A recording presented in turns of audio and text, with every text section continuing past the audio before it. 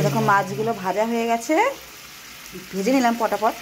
এই যে আলু ছেড়েছি, আলুটা একটু ভেজে নিয়েছি, তারপর একটু জিরা বাটা আর একটু আদা বাটা দিলাম। এই দেখো একটু টমেটো কাটলাম, টমেটো কেটে দিয়ে দিলাম। এবার মশলাটাকে একটু কষাবো, ঠিক আছে। এবার হচ্ছে একটু আদা বাটা দিয়েছি আর একটু জিরা বাটা দিয়েছি, বুঝেছো।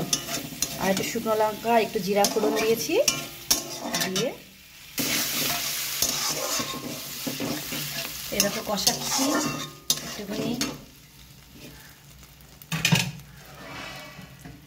মানে মশলাটা না কষালে তো কাঁচা কাঁচা গন্ধ করবে।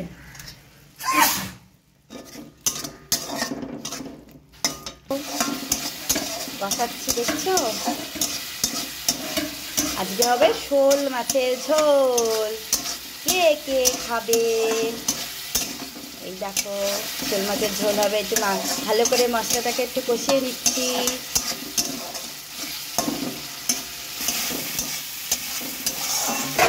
এরকম অল্প একটু জল দিয়ে নিচ্ছি, তারপরে পরে একটু জল দেবো। এখন একটু জল দিয়ে নিলাম অল্প,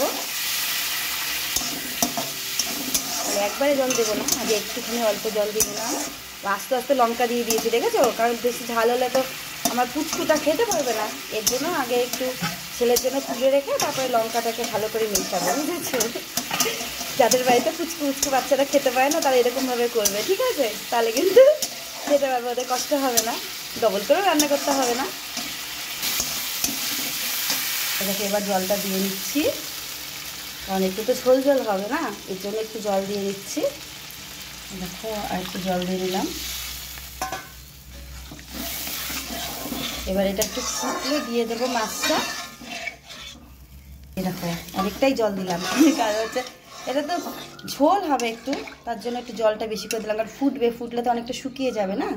দেখো ফুটে গেছে ঝোলটা। এবারে যে ফিশগুলো সব দিয়ে দিই, বুঝেছো। এবার ফিশগুলো সব দিয়ে নিলাম। ফিশগুলো একটু নাড়াচাড়া করে নিই, কারণ নাহলে তো ডুববে না ঠিক মতন, সে ভালো করে ঝোলও ঢুকবে না, তাই জন্য একটুখানি নাড়া দিলাম, দিয়ে ভালো করে মিশিয়ে নিলাম। এবার একটু ফুটুক, ঠিক আছে, ফুটতে থাকুক, একটু ফুটুক। এই দেখো আমার হচ্ছে শোল মাছের ঝোল তৈরি হয়ে যাচ্ছে, এখনই লাস্ট মুহূর্ত চলছে। এই দেখো ফুটে গেছে, একটু গরম মশলাও দিয়ে নিলাম, ঠিক আছে, তাহলে একটু টেস্টি হবে সেন্টটা, তাই না। এবার দেখো একদম চারিদিকে একটু দিলাম। দেখ শোল মাছের ঝোলটা কেমন লাগছে। তোমরা বাড়িতে এরকম করে খেয়েছো নাকি কীরকম করে খাও? তাই কীরকম করে একবার খেয়ে দেখো তো কেমন লাগে। দেখো আমার শোল মাছের ঝোল রেডি হয়ে গেল, কমপ্লিট হয়ে গেল। এবার গ্যাসটা অফ করে দিলাম। এই দেখো কেমন হয়েছে, আমাকে কিন্তু কমেন্টস করে জানাবে। ওকে, টাটা, সবাই ভালো থেকো, সুস্থ থেকো।